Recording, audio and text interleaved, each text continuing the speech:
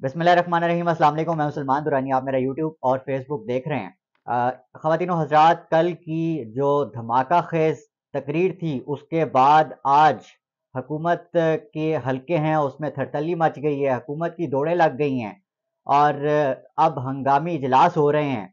आज भी नून लीग का, पीडीएम का एक हंगामी इजलास लाहौर में तलब किया गया है, जिसमें मौलाना फजल रहमान जरदारी साहब के भी डेरे अब लाहौर में लग गए हैं। इनकी भी खिदमात ली जाएंगी। बताऊंगा कि कौन किससे राब्ता कर रहा है और किसने किसके गोडे पकड़े, ये भी बताऊंगा। खैर, ये आज सब लाहौर में जमा हो रहे हैं और आज इन्होंने एक इजलास करना है और फिर इन्होंने वो तमाम चीज़ें ज़ेर गौर लानी है जिससे ये लोग इमरान खान का रास्ता रोक सकते हैं। और इमरान खान ने इनको 6 दिन का अल्टीमेटम दे दिया है कि तुम जो कर सकते हो, जो पुट सकते हो पुट लो, जो करना चाहते हो कर लो। उसने ये अल्टीमेटम और ये लूज बॉल बहुत सोच समझ के खेली है। इसका मकसद भी आपको इस वीडियो में समझाने की कोशिश करूंगा। शुरू करते हैं। ये जो इजलास हो रहा है और रात गए गवर्नर हाउस में इनकी एक मुलाकात हुई है जिसमें बहुत खुफिया तरीके से इमरान खान साहब का रास्ता रोकने के हवाले से बहुत सारी चीज़ें डिस्कस हुई हैं और इसकी सरबराही राना राना मशहूद साहब कर रहे थे, जो कि एक अपना पूरा क्रिमिनल रिकॉर्ड रखते हैं और अच्छी शोहरत नहीं रखते सियासत के अंदर। राना मशहूद साहब और राना सनाउल्लाह एक ही तरह के वो कैटेगरी में आप इनको काउंट कर सकते हैं। खैर, ये वो तमाम चीज़ें हैं, ये लोग जो मर्जी कर लें, लेकिन इमरान खान साहब ने इनको अब अल्टीमेटम दे दिया है 6 दिन का। जुम्मे को जिस वक्त असम्बलियाँ तहलील होनी है उसके बाद इनकी असल हवाएं, इनकी असल दौड़ें तब लगनी है, क्योंकि ये जो 70% पाकिस्तान है, पंजाब का इतना बड़ा सूबा और केपीके के अंदर जिस वक्त अब ये इस्तीफे देकर, सॉरी, ये असम्बलियाँ तहलील करके जब निकल आएंगे तो एक बहुत बड़ा आइनी और सियासी बहरान पैदा हो जाएगा जिसका हल सिर्फ और सिर्फ इलेक्शन है और इलेक्शन से ये लोग डर रहे हैं। खैर, सबसे पहले बात कर लेते हैं कि ये हुकूमत, पीडीएम की हुकूमत, अब जब कुछ नहीं बचा इमरान खान के खिलाफ, अब जब इनके हाथ में कुछ भी नहीं है, इमरान खान ने इनके नीचे से ज़मीन भी खींच ली है, तो अब ये मोदी के पाँव पड़ गए हैं कि मोदी मोदी हमें बचा लो।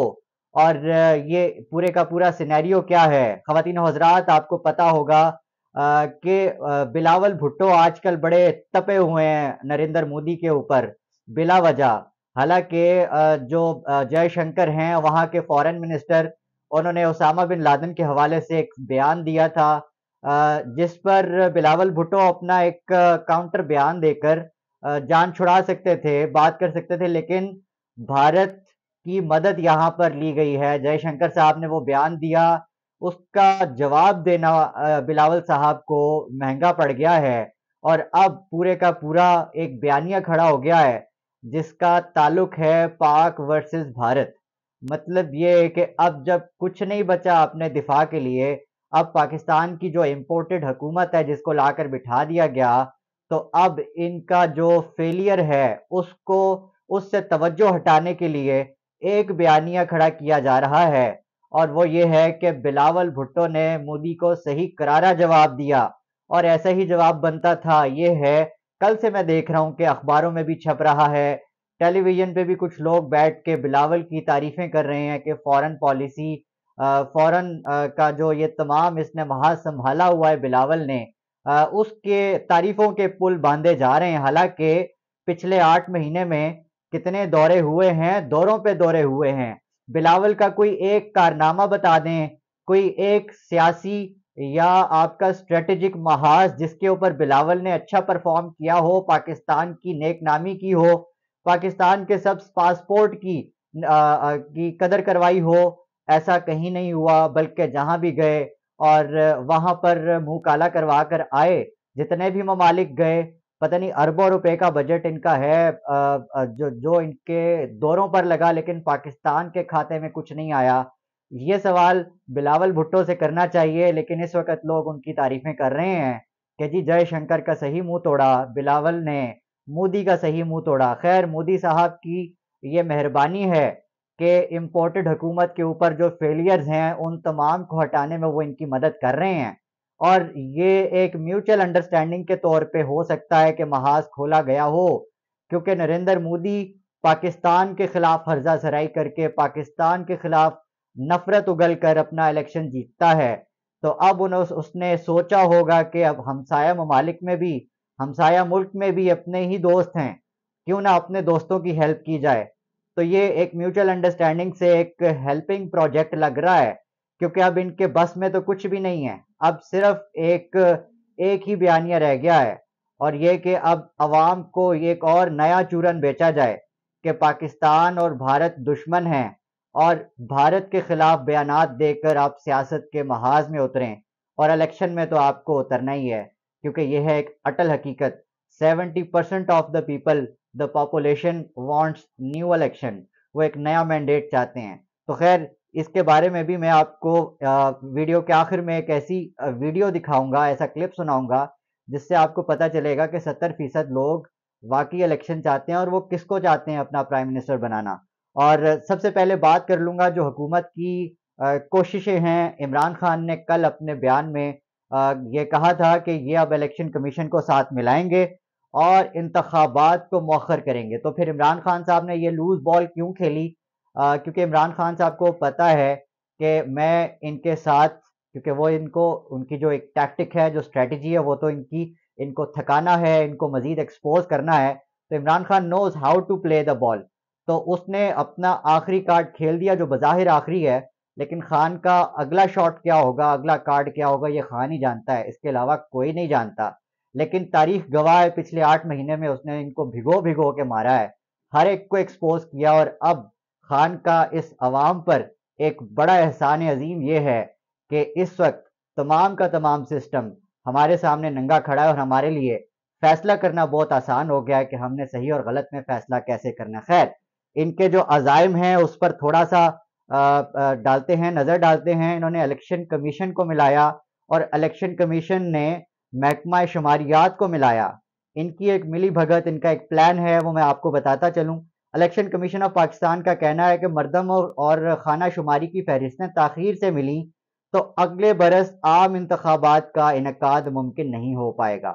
मतलब कि 1 साल डिले टैक्टिक। मौजूदा हालात में इलेक्शन कमीशन के लिए नई हल्का बंदियों की मश्क शुरू करना मुश्किल है। महकमा शुमारियात ने मरदम व खाना शुमारी के फहरिस्तें 31 दिसंबर 2022 तक फराहम करने से माजूरी जाहिर कर दी, और महकमा शुमारियात की जानिब से कहा गया है कि 30 अप्रैल 2023 तक ही मरदम शुमारी के अबूरी नताइज फराहम किए जा सकते हैं। इस हवाले से इलेक्शन कमीशन ऑफ पाकिस्तान के स्पेशल सेक्रेटरी जफर इकबाल हुसैन ने वजारत मनसूबाबंदी के वफाकी सेक्रेटरी को खत लिखते हुए कहा कि मरदमशुमारी और खाना शुमारी के बगैर आम इंतखाबात नहीं करवाए जा सकते। इलेक्शन कमीशन का कहना था कि 31 दिसंबर 2022 तक पाकिस्तान ब्यूरो ऑफ स्टैटिस्टिक्स ने अबूरी नताइज इलेक्शन कमीशन को भिजवाने थे। ताहम सॉफ्टवेयर, हार्डवेयर और खिदमात की फराहमी में NRTC की नाकामी की वजह से ताखीर हुई, और ख़त में कहा गया कि NRTC की वजह से 4 माह की ताखीर हो गई। नादरा से भी रब्ता किया गया। हुकूमत की तब्दीली और माशी सूरत हाल से मरदमशुमारी के करवाने में मजीद ताखीर होगी। खैर, ये तो पहले बता दिया था कि ये लोग इस तरह के डिले टैक्टिक्स करेंगे। गवर्नर राज या फिर जो तहरीक अदम एतमाद है, ये तो चलें, इन्होंने डिले टैक्टिक करने हैं।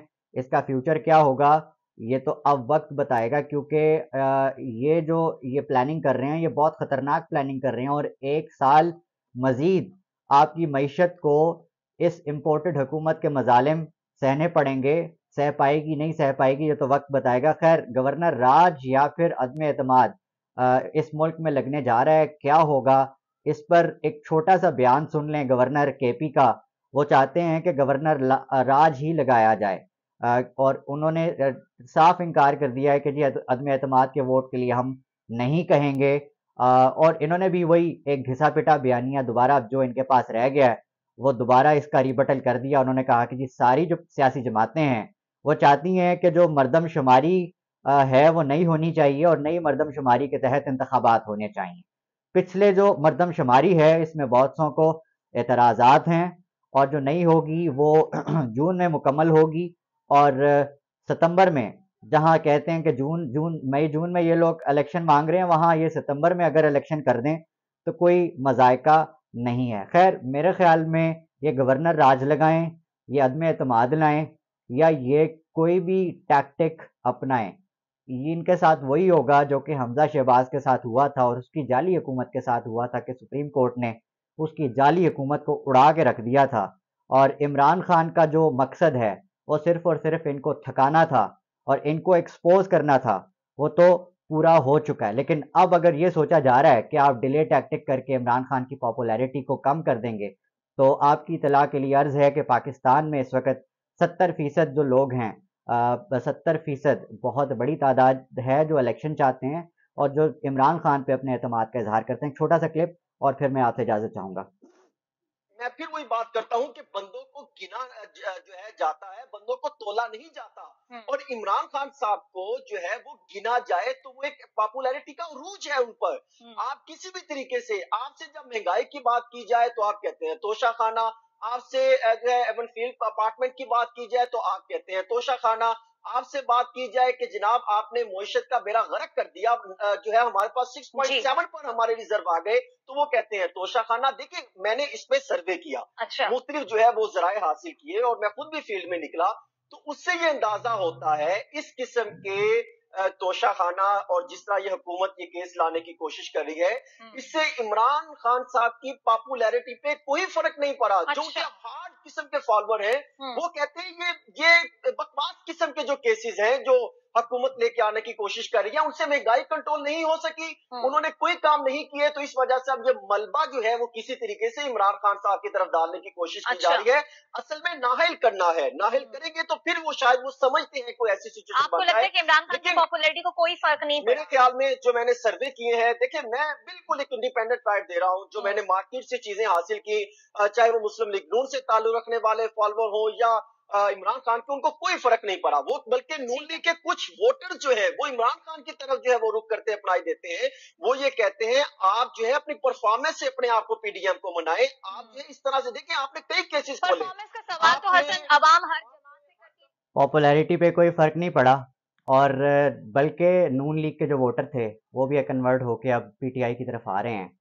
आज की वीडियो में इतना ही। अपना अपने आसपास सबका, अपने पाकिस्तान का बहुत ख्याल रखिएगा। अल्लाह ने